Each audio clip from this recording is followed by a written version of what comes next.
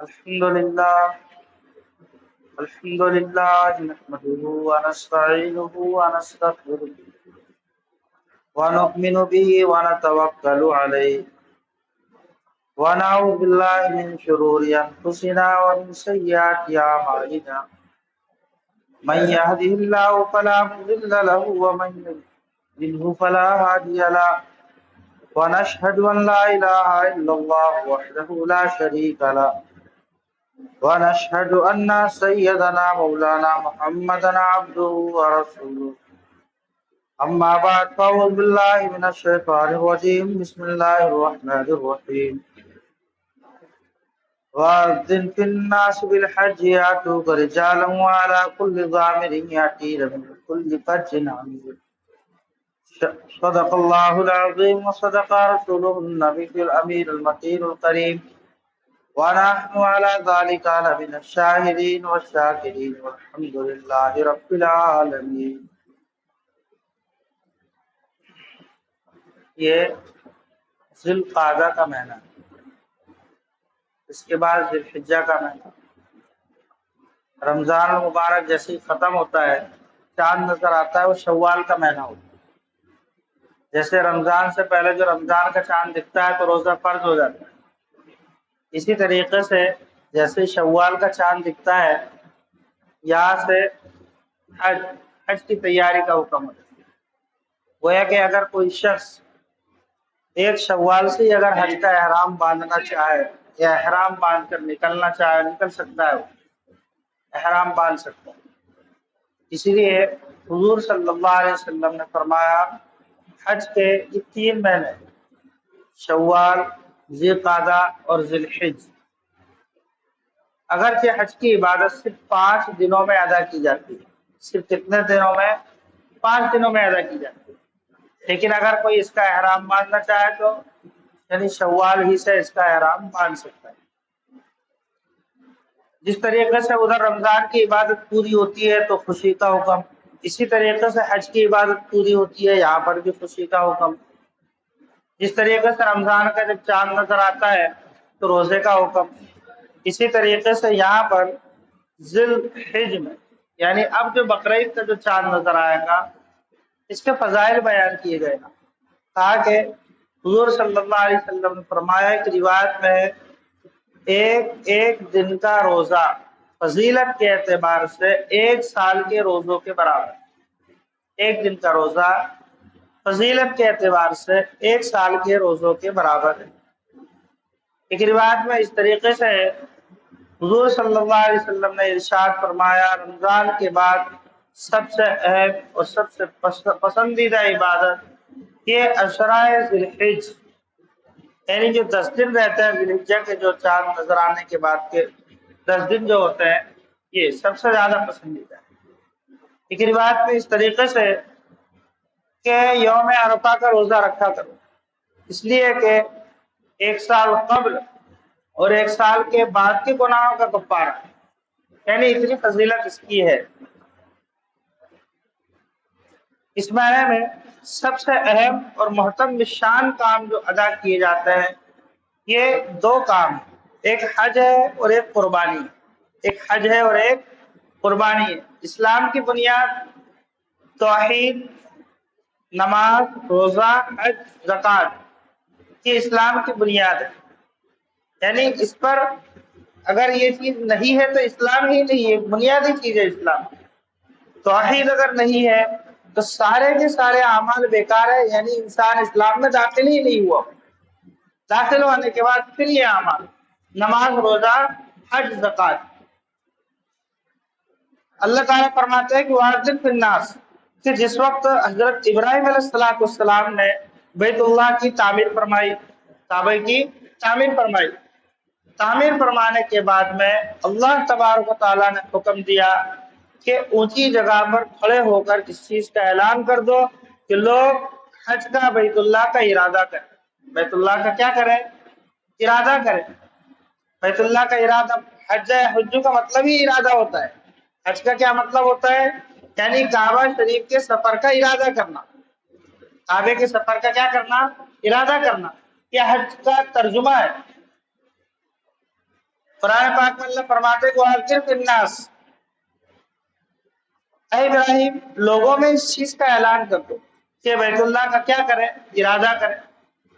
اب جب اعلان کیا گیا تو اس کے بعد سے گویا کہ یعنی لوگ جو انفرادی اعتبار سے، اجتماعی اعتبار سے، جس طریقے سے بھی ہوتا ہے، لوگ حج کا ارادہ کرنا شروع کر دیا۔ رجال یاتین من کل فج عمیق، جس طریقے سے بھی ہوتا ہے، یعنی گروہ کی شکل میں ہو، انفرادی شکل میں ہو، سواری کے ذریعے اونٹوں پر سوار ہو کر ہو یا کسی اور سواری پر سوار ہو کر ہو، جس طریقے سے، اس کی وجہ بھی بیان کی گئی۔ لیشہدوا منافع لہم، تاکہ ہم اس کے ذریعے سے تم کو منافع دکھلائیں۔ کیا دکھلائیں؟ فوائد دکھلائیں۔ سیاسی اعتبار سے بھی اس کے فائدے ہیں۔ مثال کے طور پر ایک ملک دوسرے ملک اور اس کے لوگوں کے ساتھ جو ہے بات چیت نہیں ہو سکتی، یا ایک دم سخت ہے، ادھر سے ادھر نہیں جا سکتے، اگر ملنا چاہتے ہیں تو حج کے ارادے سے، عمرے کے ارادے سے چلے جائیں اور وہاں جا کر بہترین ملاقات ہو سکتی ہے۔ تجارت کے اعتبار سے فائدہ، سیاست کے اعتبار سے فائدہ، دینی اعتبار سے فائدہ، ایک دوسرے کے حالات معلوم کر کے یعنی جو خامیاں ہیں اس کے ذریعے سے پور کیا جا سکتا ہے۔ وَيَذْكُرُوا اسْمَ اللَّهِ عَلَىٰ مَا رَزَقَهُم مِّن بَهِيمَةِ الْأَنْعَامِ، اور پھر یہ حکم دیا کہ تم اللہ کا نام لو، یعنی ان جانوروں پر جن کو ہم نے تمہارے لیے کیا قرار دے دیا، حلال قرار دے دیا۔ تم اللہ کی بڑائی بیان کرو، اللہ کی تقدیر بیان کرو، اور اللہ کے نام پر ان کو قربان بھی کرو، اللہ کے نام پر ان کو قربان بھی کرو۔ لیکن سب نہیں، جن کا یعنی حکم دیا گیا، اسی کو قرآن پاک میں فرمایا وَأَذِّن فِي النَّاسِ بِالْحَجِّ يَأْتُوكَ رِجَالًا وَعَلَىٰ كُلِّ ضَامِرٍ يَأْتِينَ مِنْ كُلِّ فَجٍّ عَمِيقٍ لِيَشْهَدُوا مَنَافِعَ لَهُمْ وَيَذْكُرُوا اسْمَ اللَّهِ فِي أَيَّامٍ مَّعْلُومَاتٍ عَلَىٰ مَا رَزَقَهُم مِّن بَهِيمَةِ الْأَنْعَامِ، یعنی جن جانوروں کا حکم دیا گیا ہے، اور اللہ تعالیٰ کی حکمت، اور دیکھو اس کا بھی یعنی اللہ نے اتنے طاقتور جانوروں کو بھی انسان کے تابع قرار دے دیا، انسان کے کیا قرار دے دیا؟ تابع قرار دے دیا۔ تو جب سے حضرت ابراہیم علیہ السلام نے اعلان کیا، اس کے بعد سے گویا کہ لوگوں کے رجحانات ادھر ہر جانب سے، کہ گویا کہ خاص طور سے حج کا جب موسم ہوتا ہے کہ جمعہ کی کیفیت کیسی ہوتی ہے کہ وہ ہر اپنے ہمجنس کو اپنے جانب کھینچنے کی کوشش کرتے۔ اسی طریقے سے بیت اللہ کی یعنی ایک کشش یہ ہوتی ہے کہ ہر جانب سے انسانوں کو اپنی جانب کھینچتا ہے۔ پہلے سفر بہت مشکل ہوتا کہ لوگ پیدل سفر کرتے تھے، یا تو سواری پر سوار ہو کر سفر کرتے تھے، یا پانی کے جہاز پر سفر کرتے تھے۔ اس لیے حضور صلی اللہ علیہ وسلم نے فرمایا ایک مقام پر السفر قطعۃ من العذاب، کہ سفر عذاب کا ایک حصہ ہے، لیکن اب آسان ہو گئے۔ تو حج کے سفر سے اس کی یاد دہانی ہے کہ جو حضرت ابراہیم علیہ السلام نے عراق سے بیت اللہ کا سفر کیا تھا۔ کس کا سفر کیا تھا؟ عراق سے بیت اللہ کا ایک پرمشقت بڑا سفر کیا تھا، اس سفر کی یاد دہانی کراتا ہے یہ سفر۔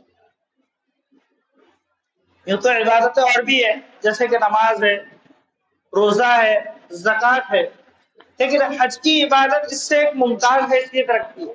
آپ نماز پڑھیں گے، صرف ایک جانی عبادت ہے، اس طریقے سے روزہ یہ بھی ایک جانی عبادت ہے، زکوٰۃ یہ صرف مالی عبادت ہے، لیکن حج کے اندر یہ ہے یعنی جانی عبادت کی اور مالی عبادت کی، دونوں چیز اس پر خرچ ہوتی ہے، جان بھی خرچ ہوتی ہے اور مال بھی خرچ ہوتا ہے۔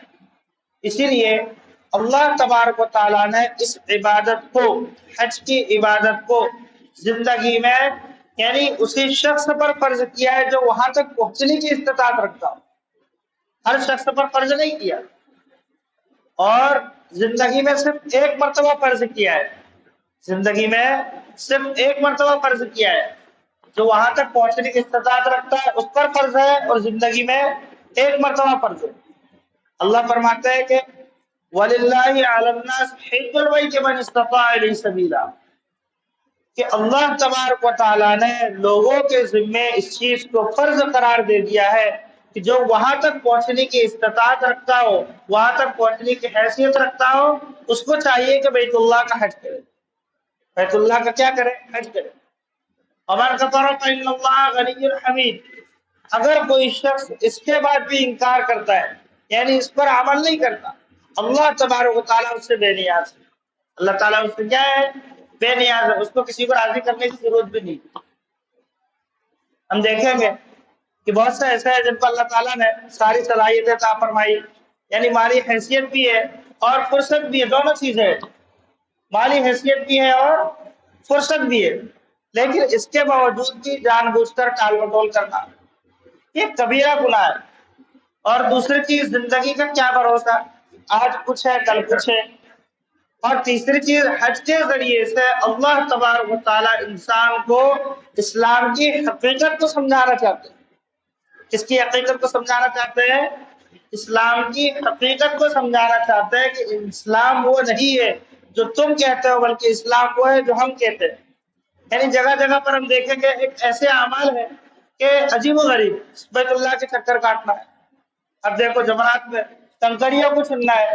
اب یہ کنکری چننا بغیر پڑھے لکھے بھی چن رہے ہیں اور اچھے خاصے پڑھے لکھے بھی چن رہے ہیں. کیا چن رہے ہیں؟ کنکری چن رہے ہیں. اب اس کو یہ سمجھ کر نہیں چن رہے ہیں کہ وہ پاگل ہو گئے، بلکہ یہ سمجھ کر چن رہا ہے کہ یہ کس کا حکم ہے؟ اللہ کا حکم، اور اس پر بھی ہم کو اجر ثواب مل رہا ہے. اسی طریقے سے مقام کے اعتبار سے آدمی یعنی 9 ذی الحجہ کو چھوڑ کر پورے کے پورے سال وہاں پر عرفہ کے میدان میں رکا رہے، اس کو کسی قسم کا کوئی ثواب ہے؟ کچھ بھی نہیں ہے. لیکن 9 ذی الحجہ کو وہاں پر رکے، یہ فرض ہے حاجی کے لیے. یہ کس کے لیے فرض ہے؟ حج میں عرفہ پر قیام کرنا یہ کیا ہے؟ فرض ہے. تو گویا کہ اللہ تبارک و تعالیٰ حج کے ذریعے سے اسلام کی حقیقت کو سمجھانا چاہتے ہیں، اور اس کے ذریعے سے انسان کو ایک روحانی لذت حاصل ہوتی ہے، اخلاقی تربیت حاصل ہوتی ہے. ساری زندگی انسان قسم و فضول میں گزارتا رہا، گناہ کے کام کرتا رہا. لیکن اگر کسی شخص نے حج کر لیا، اللہ تبارک و تعالیٰ فرماتے ہیں فمن فرض فیہن الحج، جس شخص نے حج کر چکا ہو ایام حج میں، اس کو چاہیے کہ کسی قسم کے فسوق اعمال نہ کرے. ایک لفظ مختصر ہے، لیکن چوری چوری گناہ کرنا، چھپکے چھپکے گناہ کرنا، کسی بھی طرح کا گناہ ہو، چاہے وہ حقوق اللہ سے تعلق رکھتا ہے یا حقوق العباد سے. ولا فسوق ولا جدال فی الارض، اسی طریقے سے جدل جدال، لڑائی جھگڑے میں گالی گلوچ کرنا، ان چیزوں پر سختی کے ساتھ پابندی لگا دی گئی. اس مقام پر بھی پابندی اور مقام میں آنے کے بعد بھی پابندی. اور حج بندگی سر افگندگی، روح پرور روحانی کیفیت کا ایک ماحول ہوتا ہے کہ آدمی جو ہے اس کو ایک عجیب و غریب لذت حاصل ہوتی ہے. اس پر احرام پہنتا ہے، 2 کپڑے، ایک نیچے کا ایک اوپر کا. اب یہ کپڑے ڈالنے کے بعد میں بیت اللہ کا طواف کرتا ہے، پھر اس کے بعد صفا مروہ کی صحیح کرتا ہے. 8 ذی الحجہ کو مینا کی طرف آتا ہے، 9 ذی الحجہ کو عرفات کے میدان کی طرف جاتا ہے. پورا ایک بڑا جنگ غفیر ہوتا ہے. اور اسی طریقے سے پھر رات مزدلفہ میں گزارتا ہے. پھر جب صبح ہوتی ہے تو جمرات کی رمی کرتا ہے، پھر اس کے بعد جانور کی قربانی پیش کرتا ہے، پھر ٹلی بناتا ہے، پھر طواف کرتا ہے. اسی طریقے سے ذکر کا بھی اہتمام کرتا ہے، تلاوت کا بھی اہتمام کرتا ہے. اب یہ ایسے اعمال ہیں، یہ ایسے اعمال ہیں اس پر جو لذت اور سرور حاصل ہوتا ہے، روحانی کیفیت جو حاصل ہوتی ہے، یہ صرف حاجی ہی جان سکتا ہے، دوسرا نہیں جان سکتا. یہ کون جان سکتا ہے؟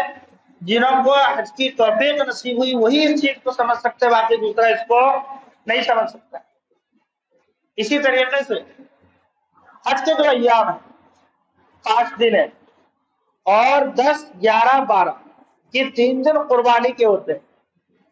ان دنوں پر 2 عبادتیں خاص کر کے، ایک تو کون سی ہے؟ قربانی کی عبادت ہے، اور دوسری عبادت تلبیہ، یعنی اللہ اکبر لا الہ الا اللہ واللہ اکبر وللہ الحمد، اس کو تلبیہ بولتے ہیں. یہ 2 عبادتیں حج کے تمام اعمال اور تمام افعال، تمام مناسک یہ مقام کے ساتھ خاص ہیں، یعنی بیت اللہ ہی میں ادا کیے جا سکتے ہیں. لیکن یہ دو اعمال ہے جس پر پوری دنیا کے مسلمان اس پر شریک ہیں. پوری دنیا کے مسلمان اس پر کیا ہے؟ اجتماعی اعتبار سے خصوصیت اعمال تو یعنی وہ لوگ ادا کرتے ہیں، لیکن جزوی اعتبار سے اللہ تبارک و تعالیٰ نے ان دو اعمال میں تمام انسان، تمام مسلمانوں کو شریک کرنا ہے، تمام مسلمان. دوسری چیز، جس طریقے سے اللہ تبارک و تعالیٰ نے حضرت ابراہیم علیہ السلام کے طرز عمل کو حد پر باقی رکھا ہے، قربانی پر بھی حضرت ابراہیم علیہ السلام کے عمل کو باقی رکھا. قربانی کیا ہے؟ در حقیقت حضرت ابراہیم علیہ السلام نے خواب دیکھا کہ میں بیٹے کو کیا کر رہا ہوں؟ ذبح کر رہا ہوں. انی ارا فی المنام انی اذبحک فانظر ماذا تری، میں خواب میں دیکھتا ہوں کہ تجھے کیا کر رہا ہوں؟ ذبح کر رہا ہوں. رائے لیا، مشورہ لیا، تو بیٹے نے کہا کہ قال یا ابت افعل ما تؤمر ستجدنی انشاءاللہ من الصابرین، آپ اس عمل کو کر گزریے، انشاءاللہ صبر کرنے والوں میں سے مجھے پائے گا. اب یہاں اللہ کو در حقیقت قربانی مقصد نہیں تھا کہ اسماعیل علیہ السلام کیا ہو جائے؟ شہید ہو جائے، یا شہید کرنا یہ مقصد نہیں تھا، بلکہ مقصد کیا تھا؟ یعنی اخلاص کو دیکھنا، یہ اس پر عمل کرنے کے لیے تیار ہوتے ہیں یا نہیں ہے. لیکن حضرت ابراہیم علیہ السلام جیسے تیار ہوئے اور اس کام کو کر گزرنے کا ارادہ کیا، اور اس موقع پر جب پہنچے، اللہ تبارک و تعالیٰ نے بطور فدیہ یعنی ایک بہترین ہدیے کی شکل میں ایک دمبے کو حاضر کر دیا. اس کو حاضر کر دیا، دمبے کو حاضر کر دیا. اللہ تعالیٰ فرماتا ہے کہ فَلَمَّا أَسْلَمَا تَلَّهُ لِلْجَبِينِ، جب ہم نے یہ دیکھا کہ حضرت ابراہیم اور اسماعیل جب دونوں کے دونوں ہمارے حکم کے آگے سر تسلیم کو خم کر چکے، تو ہم نے آواز دی وَنَادَيْنَاهُ أَن يَا إِبْرَاهِيمُ، اے ابراہیم قَدْ صَدَّقْتَ الرُّؤْيَا إِنَّا كَذَلِكَ نَجْزِي الْمُحْسِنِينَ، تم نے اپنے خواب کو سچ کر دکھایا. اِنَّا كَذَلِكَ نَجْزِي الْمُحْسِنِينَ، ہم آپ کو ایک بہترین بدلہ دیتے ہیں. وَفَدَيْنَاهُ بِذِبْحٍ عَظِيمٍ، اور ہم ایک بڑی قربانی کے لیے تم کو ایک جانور پیش کرتے. وَتَرَكْنَا عَلَيْهِ فِي الْآخِرِينَ، اور ہم نے اس طرز عمل کو قیامت تک کے لوگوں کے لیے کیا قرار دے دیا ہے؟ سنت قرار دے دیا ہے. قیامت تک کے لوگوں کو اس کو ہم نے سنت قرار دے دیا. وَسَلَامٌ عَلَىٰ إِبْرَاهِيمَ، اور حضرت ابراہیم علیہ السلام پر کیا ہو؟ سلامتی ہو. اس طرز عمل کو یعنی قربانی در حقیقت کیا ہے؟ قربانی کے ذریعے سے انسان، ایک مسلمان اس حقیقت کو ظاہر کرتا ہے، یعنی جانی اعتبار سے، مالی اعتبار سے، یعنی ہر چیز اللہ کی رضا کے لیے قربانی کا کیا پیدا ہو جائے؟ جذبہ پیدا ہوتا ہے. اور یہ کون شخص ادا کر سکتا ہے؟ یہ وہی شخص ادا کر سکتا ہے جس کے دل میں اللہ کا خوف ہو. جس کے دل میں کس کا خوف ہو؟ اللہ کا خوف ہو، اللہ کا استحضار ہو، اللہ کا ڈر ہو، وہی شخص اس سنت کو ادا کر سکتا ہے. ورنہ یعنی رسم تو ادا کر سکتا ہے لیکن سنت ابراہیمی ادا نہیں کر سکتا ہے. رسم کیا کر سکتا ہے؟ پوری کر سکتا ہے، لیکن سنت ابراہیمی اس طرز عمل کے ساتھ کرے گا جب ادا ہوگی. اس طریقے سے خاص کر یعنی جو قربانی کر، دو چیزوں کا خاص کر خیال رکھنی چاہیے، ایک قلبی کیفیت کا اور ایک جانور کی صحت کا.